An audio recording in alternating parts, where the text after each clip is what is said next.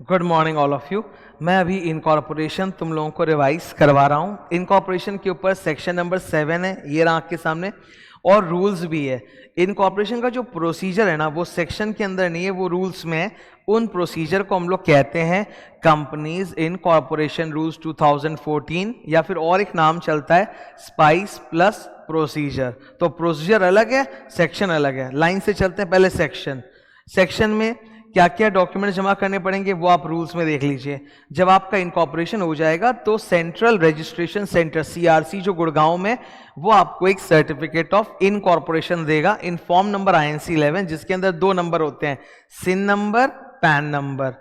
अगर किसी भी व्यक्ति ने एक नकली कंपनी बनवाया है, फेक कंपनी बनवाया है by giving wrong information, that amounts to fraud, और फ्रॉड की सजा कंपनी लॉ के अंदर होती है सेक्शन नंबर 447, मिनिमम 6 महीने की जेल, मैक्सिमम 10 साल की जेल, एंड फ्रॉड अमाउंट से लेके 3 टाइम्स द फ्रॉड अमाउंट तक पेनल्टी होती है। अदर कॉन्सिक्वेंसेस, देखो एक डायलॉग है जो हमेशा तुम लोग याद रखना, मैं हाईलाइट कर रहा हूं। Once the certificate of incorporation has been issued, एक बार अगर certificate of incorporation मिल गया, it is deemed, deeming fiction, it is deemed that all the legal formalities required for incorporation have been duly complied with.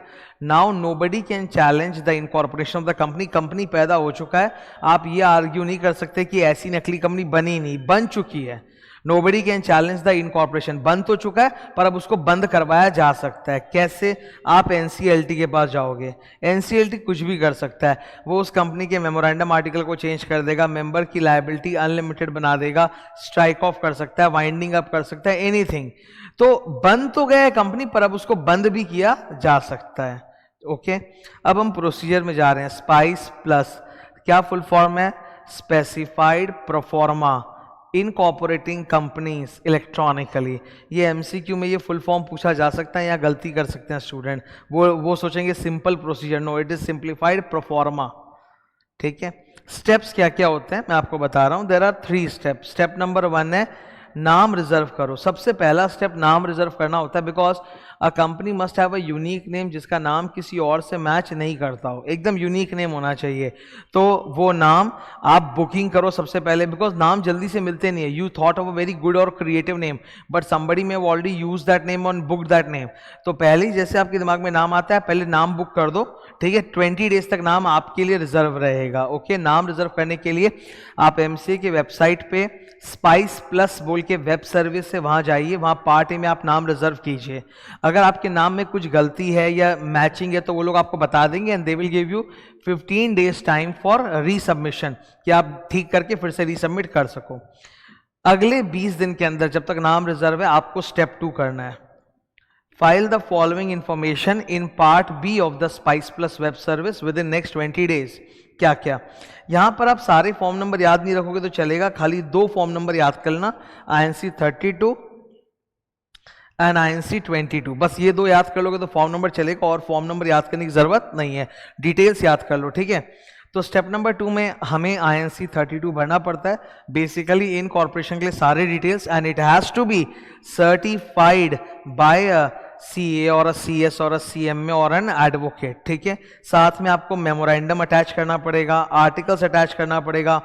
अब spice plus में आपको ना इन corporation के अलावा बहुत सारी सुविधाएं मिलती है, जैसे PAN number, TAN number, ESIC, EPF registration, PTAX registration, trade licence, bank account opening.